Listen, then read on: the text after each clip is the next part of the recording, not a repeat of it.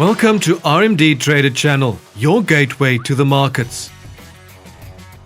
In this video, we will be setting up indicators to assist you in your trading as we prepare to put you in a position to take your first trade.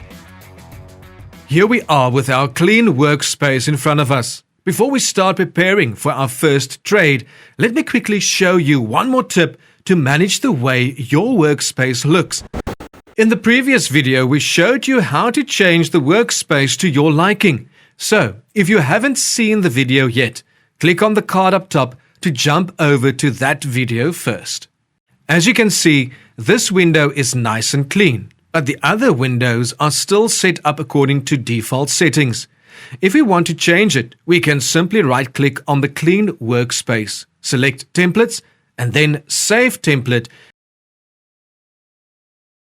If we now go to another window that's not set up, we can right-click Navigator Templates, and here you'll find our new template at the bottom. And voila, our custom template is applied. Now, let's have a look at the Navigator window in the bottom left corner. It's divided into different sections, and for now, we're interested in the Indicators section. They are divided into different categories like Trend, Oscillators, Volumes, and Bill Williams, with many indicators inside each category. For now, let's go ahead and add a moving average to our current chart. We do this by double-clicking on the Moving Average option. In the pop-up window, we can now change the period setting, so let's change that to 200. We can also change the appearance, so let's make the line a bit thicker, and then we can hit OK. And there we go. We now have a 200 moving average indicator on our chart. If we want to remove this indicator, we simply right-click on it and then select Delete Indicator. Let's add it back. If we want to add another moving average, we can. Let's change the period to 100 for this one, the color to magenta, and the same thickness as the last one. Let's add one more indicator. Navigate to the Oscillators category and let's select the relevant Strength Index or RSI option.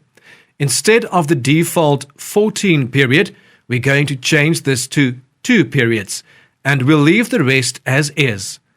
On the chart, let's resize the RSI so that it doesn't take up too much space. Now let's configure it a bit more by right-clicking on the RSI chart and selecting Properties. First, let's change the line thickness a bit. Next, we'll navigate to the Levels tab and change the values here to 5 and 95. We are ready. Everything is now set up to take us to our first trade.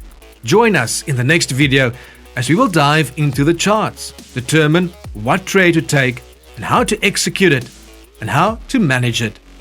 I look forward to seeing you there. Thanks for watching. Until then, trade smart, trade successful.